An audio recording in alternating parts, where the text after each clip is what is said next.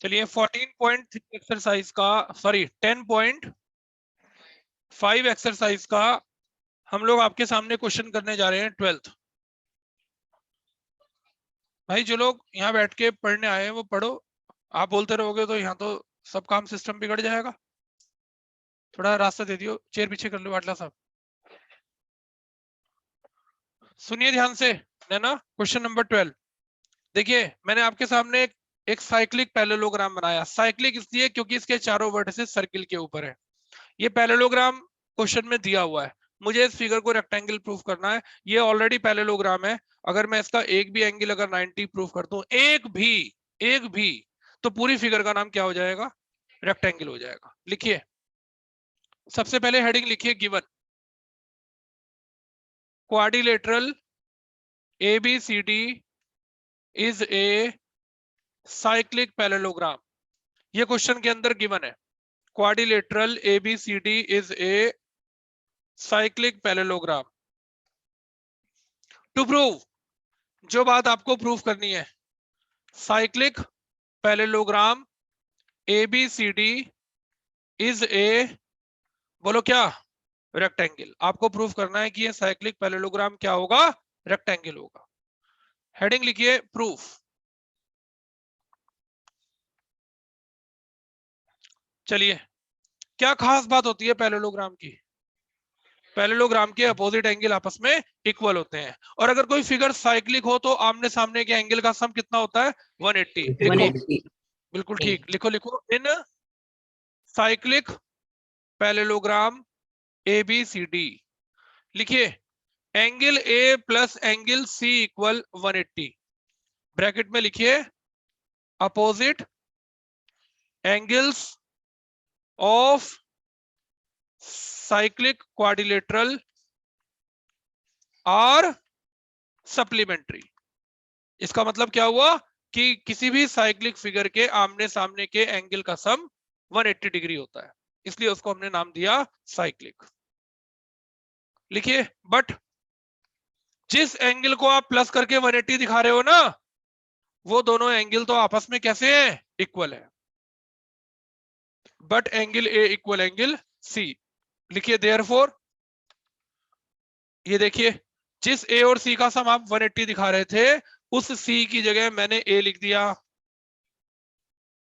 बताइए, twice of A angle आ गया। कौन बताएगा एंगल A की वैल्यू क्या हो गई? 90।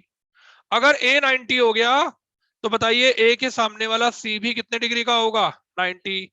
अभी अभी आपने कहा कि पैरेललोग्राम के अपोजिट एंगल कैसे होते हैं? इक्वल। लिखो, यहां ब्रैकेट में छूट गया स्टेटमेंट, ब्रैकेट में यहां स्टेटमेंट लिखो, opposite angles of parallelogram are equal. यहां ब्रैकेट में स्टेटमेंट लिखिए, opposite angles of parallelogram are equal. हाँ भाई, हमारी सुनो, आपस में बात मत करो। लिखो similarly we can prove that, लिखो similarly we can prove that angle B equal angle D equal 90 degree. Similarly, we can prove that angle B equal angle D equal 90 degree. एक छोटी सी लाइन लिखिए, since each angle of parallelogram ABCD is 90 degree. इस parallelogram का हर angle कितने degree का है? 90 degree का। सो parallelogram ABCD is a, बोलो क्या? रेक्टेंगल। फिगर का नाम आपने रेक्टेंगल प्रूफ कर दिया। कोई बच्चा ऐसे, किसी को कोई बात समझ में ना आई हो, फिर से एक बार पूरी पिक्चर को रिवाइज करते हैं। फिगर क्या थी? साइक्लिक। देखो, हमारे पास जो गिवन है ना, उसका बेनिफिट लेते हैं। अगर फिगर साइक्लिक है तो साइक्लिक की एक ही प्रॉपर्टी है कि आमने सामने का सम कितना होता है? 180। कोई सेंटर नहीं है, कोई डायमीटर नहीं है, कई सारी थ्योरम तो हट गई कि सेमी सर्किल में 90 होता है, वो भी हट गई, और सेंटर का एंगल रिमेनिंग का डबल होता है, वो थ्योरम भी हट गई। अब साइक्लिक बची। अब साइक्लिक में सम 180 है, लेकिन ये तो आमने सामने के एंगल इक्वल होते हैं, तो C की जगह A डाल दिया। बताओ, सॉल्व करते करते A की वैल्यू कितने डिग्री आ गई? A 90, तो सामने वाला C भी 90। जैसे ए और सी में लिया था, अगर मैं ए और सी की बजाय यहाँ बी और डी ले लेता तब भी मेरे दोनों एंगल, तो सारे एंगल 90 होने से पैरेललोग्राम का नाम क्या पड़ गया? रेक्टेंगल। तो ये छोटा सा क्वेश्चन था कि साइक्लिक पैरेललोग्राम को रेक्टेंगल प्रूफ करो। कहानी बताओ समझ में आ गई कि नहीं आ गई? ठीक है, आगे चलते हैं। चलिए, वेरी गुड, आगे चलते हैं। और अब मैं आपके सामने एक बड़ा इंपॉर्टेंट क्वेश्चन करने जा रहा हूं। 2 क्वेश्चन एक जैसे करने जा रहा हूं मैं आपके सामने। हाँ भाई, एक से ही काम हो जाता है। हाँ, पैरेललोग्राम का तो अगर एक भी एंगल 90 हो ना, एक भी, तो बस समझो फिगर का नाम क्या है। ये तो सुनो, ये तो एंगल ए कितना था, और अभी अभी आपने कहा ए और सी, तो सिमिलरली बी और डी भी। बस ये तो मैंने एक फॉर्मेलिटी के लिए लिख दिया। पैरेललोग्राम का तो एक भी एंगल अगर 90 आ गया तो बस वो समझो कि पूरी सारे एंगल अपने आप कितने हो गए? 90 हो गए। अब सुनिए, मैं आपके सामने एक्सरसाइज 10.6 का आज पहले 2 और 3 क्वेश्चन करूंगा। इन क्वेश्चनों के एग्जाम में 2 नंबर में आने के चांस ज्यादा है। कौन कौन सा ऑप्शनल का कौन कौन सा क्वेश्चन करूंगा? सेकंड और थर्ड। आ जाओ। हाँ भाई, सेकंड क्वेश्चन मैं पढ़ रहा हूं। Two chords A B and C D. क्या कोड्स के बारे में इसने कुछ कहा कि पैरेलल है? नहीं है, नहीं कहा। चलिए आगे पढ़ते हैं। जिनकी लेंथ है 5 एंड 11, क्या तो दिया? Are parallel to each other. और देखो क्या खास बात कही, and opposite side of the centre. ये लो, इसका डायग्राम बनाने के बाद ही हमें समझ में आएगा कि इस क्वेश्चन का हमें आंसर कैसे देना है। ये देखिए, एक्सरसाइज ऑप्शनल 10.6 के ये 2 बड़े क्वेश्चन इंपॉर्टेंट हैं जो एग्जाम के अंदर खूब आते हैं। ये देखिए, ये मैं आपके सामने यहाँ पर एक सर्किल बना रहा हूँ। ये देखिए, इस सर्किल की ये बनाया सेंटर, और इसकी खास बात यह है कि इसके अंदर जो 2 कोड्स हैं ये आपस में पैरेलल हैं। अच्छा, अभी भी टेक्निकल काम करना है, साइंटिफिकल। देखो कैसे, एक का आंसर है 5, एक का, यानी कि एक छोटा है और एक बात ध्यान रखना, जो कोड जितना छोटा होगा वो सेंटर से उतना ही दूर होगा, और जो कोड जितना बड़ा होगा वो सेंटर के उतने ज्यादा पास होगा। तो इसका नाम लिख दीजिए ए बी और इसका नाम सी डी। ये देखिए, एक की लेंथ है 5, एक की लेंथ है 11। आगे पढ़ो। Distance between A B and C D. हाँ भाई, ए बी और सी डी के बीच में जो डिस्टेंस है वो कितना दिया हुआ है? 6। कह रहे हैं फाइंड द रेडियस। आ जाओ सामने। ए, ये लाइन ड्रॉ करो, इसका नाम लिखो m, इसका नाम क्या लिखो? n। बताओ ये m से लेकर n तक की डिस्टेंस कितनी है? 6 है, क्वेश्चन में दे रखी। ठीक है, इधर देखो फिर से, कौन बताएगा ये क्या है? रेडियस। अच्छा, ये क्या है? रेडियस। अब करना क्या है देवराज जी, ये जो आपकी mn लाइन है, मुझे इसको थोड़ी देर के लिए om और on को परपेंडिकुलर मानना है। क्या मानना है? परपेंडिकुलर। इधर देखो भाई बाटला साहब, जब मैंने OM और ON को परपेंडिकुलर मान लिया तो मेरे दिमाग में केवल एक ही थ्योरम दौड़ रही है कि जब भी मैं सर्किल के सेंटर से किसी कोड पर कोई परपेंडिकुलर ड्रॉ करूंगा तो वो कोड को क्या करेगा? बाइसेक्ट करेगा। अगर ये 5 है तो आधा 5/2 हो गया, और ये 11 है तो आधा 11/2 हो गया। कोई दिक्कत? अगर मैं इसे थोड़ी देर के लिए x मान लूं, कौन बच्चा बताएगा ये बचा हुआ पार्ट क्या हो गया? 6 - x हो गया। अब मैं पाइथागोरस का सहारा लूंगा और इस क्वेश्चन को सॉल्व कर दूंगा। ये बात बताओ समझ में आई कि नहीं आई? लिखो। हाँ, वेरी गुड, लिखिए सॉल्यूशन इसका। Let OM perpendicular AB and ON perpendicular CD। ये जो MN लाइन थी जो सेंटर से पास होकर जा रही थी, जो 2 कोड्स के बीच की डिस्टेंस है, मैंने OM और ON को थोड़ी देर के लिए क्या मान लिया? परपेंडिकुलर। तो मैंने वर्ड यूज किया let OM perpendicular AB and ON perpendicular CD। और जैसे पता चला कि ये दोनों परपेंडिकुलर कोड के ऊपर सेंटर से हैं, तो एकदम दिमाग काम किया। लिखो so M and N are the, बोलो क्या? Mid points of AB and CD। M और N A B और C D के मिड पॉइंट्स हैं। 2 दिन पहले मैंने एक बड़ी इंपॉर्टेंट क्लास आपको भेजी है जिसमें मैंने 10.1 से लेकर 10.4 तक मोस्ट इंपॉर्टेंट क्वेश्चन सारे दोबारा किए। उस क्लास को मिस मत होने देना, बार बार देखना। और जो क्वेश्चन आपको सर्किल के चैप्टर में मुश्किल नजर आ रहा हो, सामने वीडियो चलाओ और अपनी कॉपी पे अपने हाथ से बार बार करके देखो। जितना ज्यादा आप इनकी प्रैक्टिस कर दोगे, आपका चैप्टर उतना आसान होता चला जाएगा, और फिर आपके सिर से बोझ एग्जाम के जो टेंशन है वो कम होती चली जाएगी।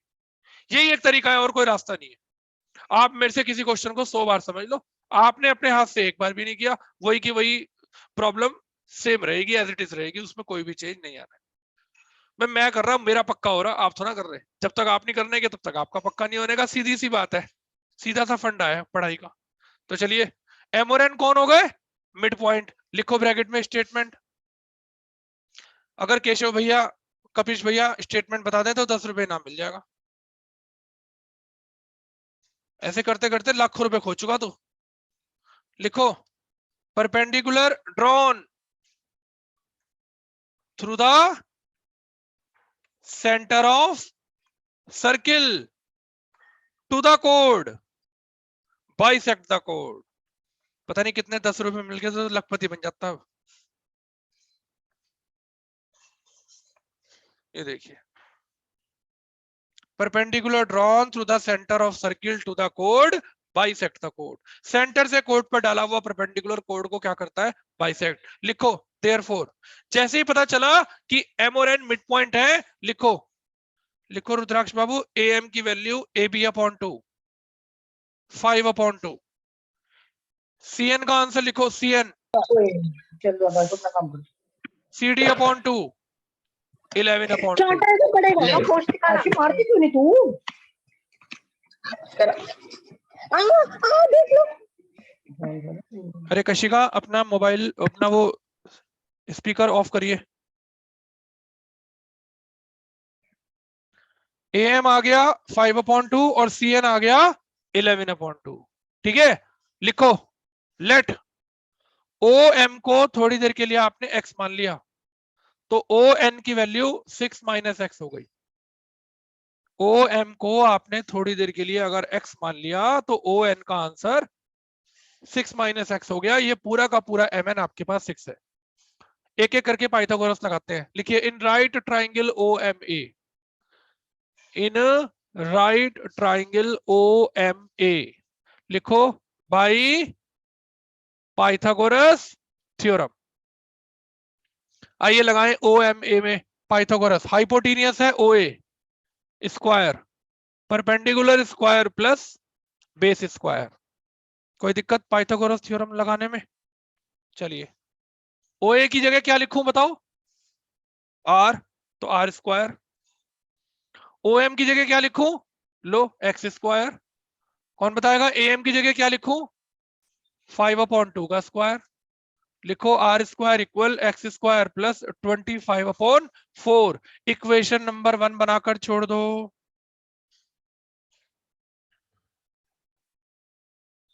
चले सात्विक कौशिक जी आगे। बड़ी उम्मीदें हैं हर माँ बाप को कि हमारे बच्चे के 9th में अच्छे नंबर आए, और मैंने अच्छे नंबर की आज आपको मास्टर की बता दी। जब तक आप अपने हाथ से प्रैक्टिस करने के नहीं, तब तक नंबर आने के। देखिए, ऐसा लगता है हाँ आ गया आ गया आ गया, लेकिन जब करने बैठते हैं सब साफ, क्वेश्चन ही नहीं हिलता।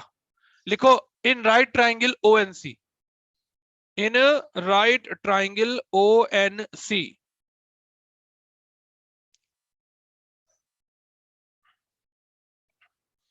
हाँ भाई, भूमिका समझ में आ रहा है अच्छे से?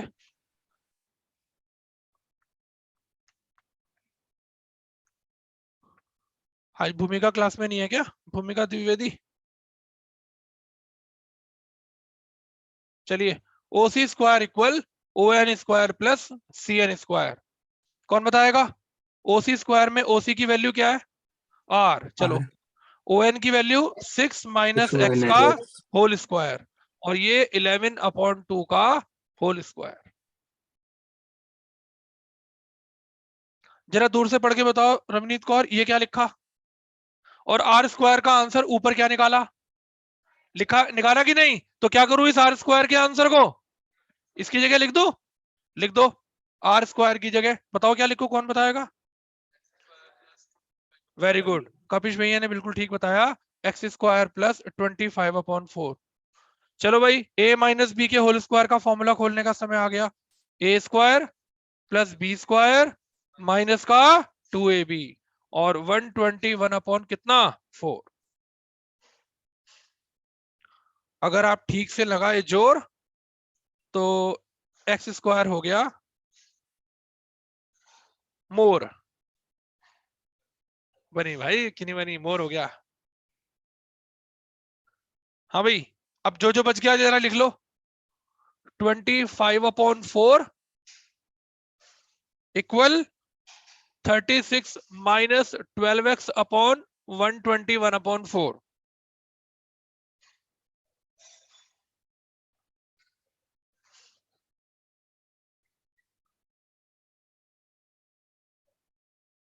चलिए, अब इस 12x को तो मैं इधर ले आया, देखो ये माइनस का 12x था ना, ये लेफ्ट साइड में आ गया, वहां बच गया 36 प्लस 121 अपॉन 4 माइनस 25 अपॉन 4।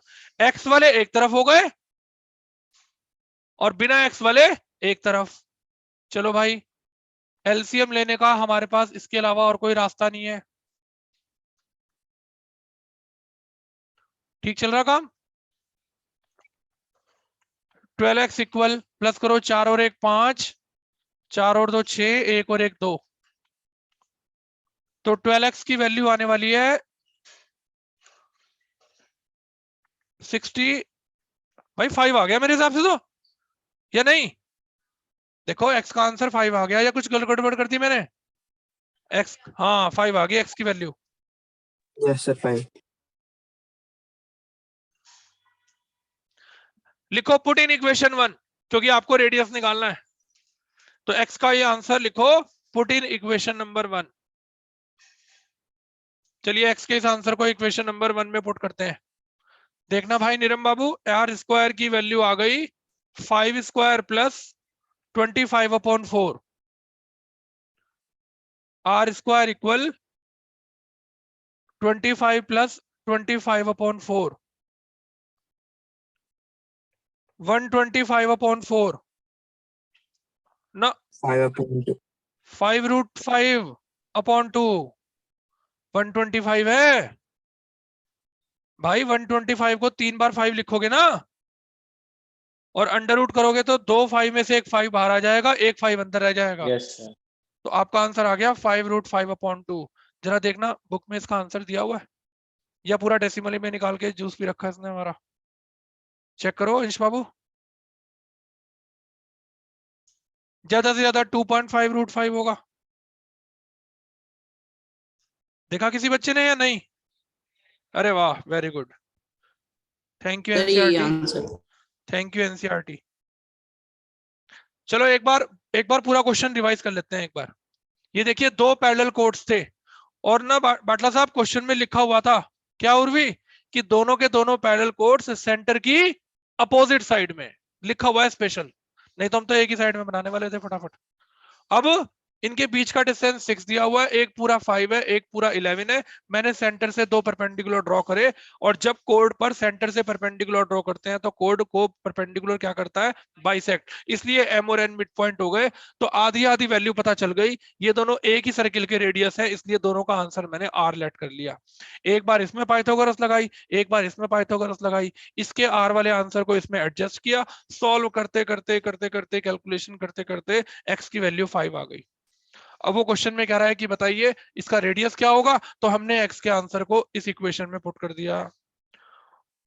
ओम बाबू, अगर वो आपसे ये पूछता कि बताइए ये दोनों पैरेलल कोड सेंटर से कितना कितना दूर है, तो आपको एक्स का आंसर निकालने के साथ साथ 6 में से एक्स का आंसर माइनस करना पड़ता। कौन बताएगा? ओ एन का आंसर क्या आता? 1, और ओ एम का आंसर क्या आता? 5। देख लो, मैंने आपसे क्या कहा था कि जो कोड जितना बड़ा होगा वो सेंटर से उतना पास में होगा। तो सीडी वाला कोड बड़ा है, ये यहां से केवल 1 सेंटीमीटर दूर है, और ये वाला यहां से 5 सेंटीमीटर दूर है। तो कोड जितनी लेंथ कम होती जाएगी वो सेंटर से दूर होता जाएगा, और जितनी बढ़ती जाएगी वो सेंटर से पास होता जाएगा। क्वेश्चन बताओ तसल्ली से, थोड़ा सा समझ में आया कि नहीं? आ गया। तो हम लोग इसके जैसा बिल्कुल अगला क्वेश्चन करने वाले हैं। क्या नंबर बताया था मैंने आपको? 3rd। आ जाओ 3rd क्वेश्चन पर। क्वेश्चन नंबर 3 पर आ जाओ।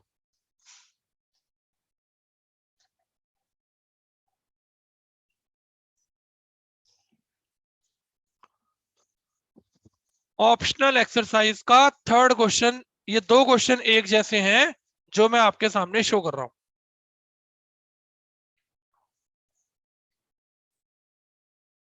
इस तरह के क्वेश्चन एग्जाम के अंदर, स्कूलों के अंदर पूछे जाते रहे हैं पिछले सालों में। चलिए, हाँ भाई, थर्ड क्वेश्चन पढ़ा जा रहा है देवराज जी। सर्किल बनाया और क्वेश्चन नंबर एक्सरसाइज 10.6 का लीजिए थर्ड क्वेश्चन। सबसे पहले एक सर्किल बनाया जाए, ये देखिए। अब पढ़ते हैं क्वेश्चन की क्या कहानी है। सुनो भाई, the length of two parallel chords of a circle, और दोनों की लेंथ है 6 और 8। ये देखो, ये सर्किल का सेंटर ये बनाया मैंने, एक 6 का बनाया और दूसरा कितने का बनाया, 8 का। आगे पढ़ो। Smaller code is 4 centimetre from the centre. बताओ इन दोनों में छोटा कौन सा है। तो ये सेंटर से कितना दूर है, 4 सेंटीमीटर। देखते रहो। कह रहे हैं कि दूसरे कोड की सेंटर से डिस्टेंस बताओ। इधर देखो सामने, ये बताओ ये क्या है, रेडियस। और ये भी क्या है, रेडियस। रेडियस। इसका नाम लिखो m, इसका नाम लिखो n। कौन बताएगा ये 4 क्या दिया हुआ है, 4। हाँ, अब तो डायग्राम है ना आपके पास, अब तो नाम बताओ 4 क्या दिया हुआ है। सेंटर की OM। छोटे कोड से डिस्टेंस OM। ठीक है, इधर देखो, उसने मेरे से सेंटर की बड़े कोड की डिस्टेंस पूछी, तो इसे मैं क्या मान लूं, तो ये बचा हुआ पार्ट क्या हो गया, 4 माइनस एक्स। लिखो, बचा हुआ पार्ट हो गया संकल्प बाबू 4 माइनस एक्स। श्री समर्पित जी हैं क्लास में, नहीं?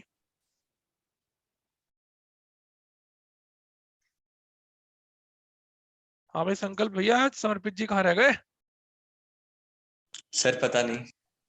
चलो कोई बात नहीं, रिकॉर्डिंग तो आ ही जाएगी, लेकिन लाइव पढ़ने का मजा ये लगा है। क्यों काफिश भैया? लिखो। हाँ भाई, फिर से मैं इन दोनों को थोड़ी देर के लिए परपेंडिकुलर लेट कर रहा हूं। लिखो, let OM perpendicular AB and ON perpendicular CD। OM और ON एक दूसरे के ऊपर परपेंडिकुलर है। OM perpendicular AB and ON perpendicular CD। लिखिए, सो M and N are the midpoints of AB and CD। ये M और N AB और CD के कौन हो गए, मिड पॉइंट हो गए। कौन बच्चा बताएगा AM की वैल्यू? पहले लिख लेते हैं, चलो। 6 और 8 दे रखे हैं, तो 6 का आधा 3 और 8 का आधा 4। तो यहां ब्रैकेट में भाई रीजन लिखना पड़ेगा, मैं भूल गया। Perpendicular drawn through the centre of circle to the code bisect the code. perpendicular draw through the center of circle to the chord, bisect the chord। चलिए, AM का आंसर, AB का आधा 6 का आधा, CN का आंसर CD का आधा 8 का आधा, 3 और 4 आ गया।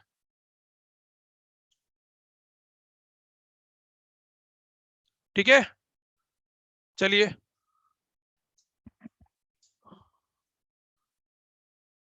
लिखिए, लेट ON इक्वल X। लिखो ना। सो MN की वैल्यू कौन बच्चा बताएगा? Very good, 4 minus x. 4 minus x। लिखिए, in right triangle ONC, in right triangle ONC लगाओ भाई, ONC में Pythagoras. OC square equal ON square plus CN square. OC square equal ON square plus CN square. कौन बताएगा OC की value? R square equal X square plus 4 square. बताओ भाई 4 का square 8 लिखूं या 16 लिखूं? जल्दबाजी 16. में बच्चे 4 का स्क्वायर 8 लिख देते हैं।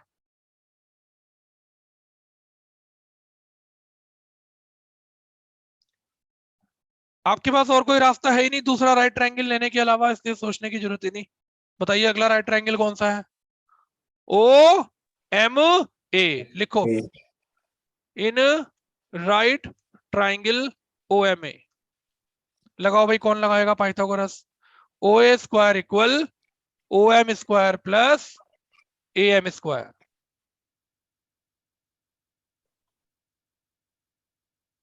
चलिए OA की वैल्यू कौन बच्चा बताएगा? R square. OM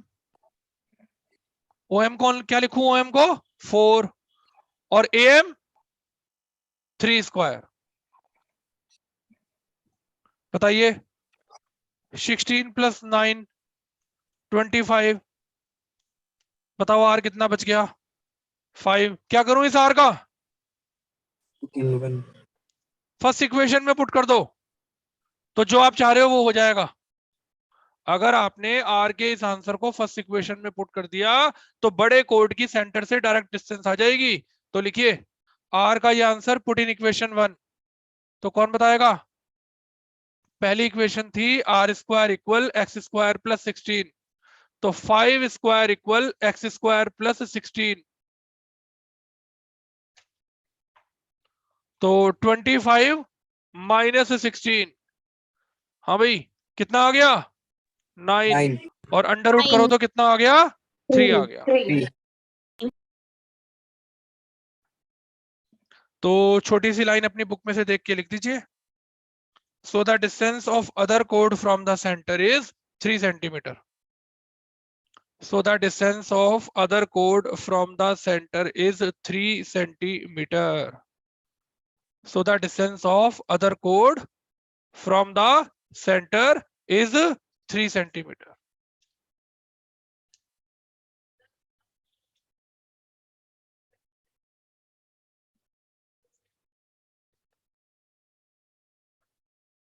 यहां पर हाँ एक ही बात है, वो तो इससे क्या फर्क पड़ रहा? ये तो आ गया ना आंसर डायरेक्ट, इसलिए पुट कर दिया। पिछले क्वेश्चन में तो वो भी अननोन था और ये भी क्या था? अननोन था, इसलिए नहीं निकला। और कोई बात नहीं। एक थ्योरम लिखो। ये 2 क्वेश्चन करा दिए ना, ऐसे 2-3 आपको मैं डेली खत्म करा दूंगा, जिससे अरे ऑप्शनल बोझ ना। अब जैसे एक जैसे 2 कराए, कल या परसों जब भी क्लास होगी 2 एक जैसे, तो मंडे को होगी क्लास, कल कोई क्लास नहीं होगी। एक थ्योरम लिखो, इसके बाद हम लोग क्लास को बंद करेंगे। लिखिए प्रूव दैट, लिखो, हाँ theorem, prove that angles on same segment of circle are equal. Theorem लिखो भाई, सब लोग ऑनलाइन वालों भी स्टेटमेंट लिखो। Prove that angles on same segment of circle are equal. Angles on same segment of circle are equal. Angles on same segment of circle are equal. सबसे पहले तो डायग्राम के थ्रू देखिए ये थ्योरम है क्या। ये देखो, ये सर्किल का सेंटर है, इस पॉइंट का नाम A है, इस पॉइंट का नाम B है। ये देखिए, ये देखिए ए बी एक सर्किल के रिमेनिंग पार्ट पर एंगल बना रहा है। क्या नाम है इस एंगल का? ACB। ये देखो एक और बना रहा है, इस एंगल का ADB. नाम क्या है? ADB। दोनों के दोनों बताओ AB के सेम सेगमेंट पर बने कि नहीं बने? देखो दोनों मेजर सेगमेंट पे बने और दोनों एक ही आर्क से बने। तो आपको प्रूव करना है ये दोनों एंगल आपस में क्या होंगे? इक्वल होंगे। हेडिंग लिखिए गिवन। लिखिए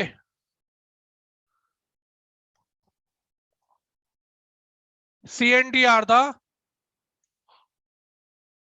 2 points on major segment of circle with center O. ये COD कहां है? ये COD सर्किल के मेजर सेगमेंट पर है, उस सर्किल के मेजर सेगमेंट पर है जिसके सेंटर का नाम O है। ये मैं सर्किल के बीच में डॉट लगाता हूं ना, तो ये सर्किल लिखा हुआ है शब्द, ठीक है, ध्यान रखना, ये सर्किल शब्द लिखा हुआ है। तो C and D are the 2 points on major segment of circle with center O. To prove, आपको प्रूव करना है ये जो एंगल ACB है और जो एंगल ADB है, ये दोनों आपस में क्या होंगे? इक्वल होंगे। ईशमान देखना, बीच में से C हटाया तो आर्क का नाम AB, ये रहा। यहां बीच में से D हटाया तो आर्क का नाम AB, ये रहा। ठीक है, लिखो कंस्ट्रक्शन, लिखो join OA and OB। O को A से और B से क्या कर दो? ज्वाइन। हाँ भाई, कौन बच्चा बताएगा इस एंगल का नाम क्या है? AOB, good answer, AOB, very good. और इसका नाम क्या है? ACB, ACB, ठीक है। कौन बताएगा इस एंगल में और इस एंगल में क्या फर्क है? क्या सेम बात है? सेम आर्क, सेम आर्क से। और भी कोई सेम बात है? एक सेंटर पर है और एक रिमेनिंग पार्ट पर है। एक रिमेनिंग पार्ट पे। जब एक ही आर्क से सेंटर पे भी एंगल बन रहा है और रिमेनिंग पर भी, तो बताओ सेंटर वाला रिमेनिंग वाले का क्या होगा? डबल। लिखो स्टेटमेंट। डबल। भाई क्लास बंद हो जाए तो दोबारा स्टार्ट कर लेना, क्योंकि थ्योरम पूरी करनी है, छोटी सी है वैसे तो। लिखो since arc AB subtends angle AOB, याद होगा स्टेटमेंट तो? याद क्या होना, दिखाई दे रहा है वो लिख रहे हैं हम तो। Arc AB subtends angle AOB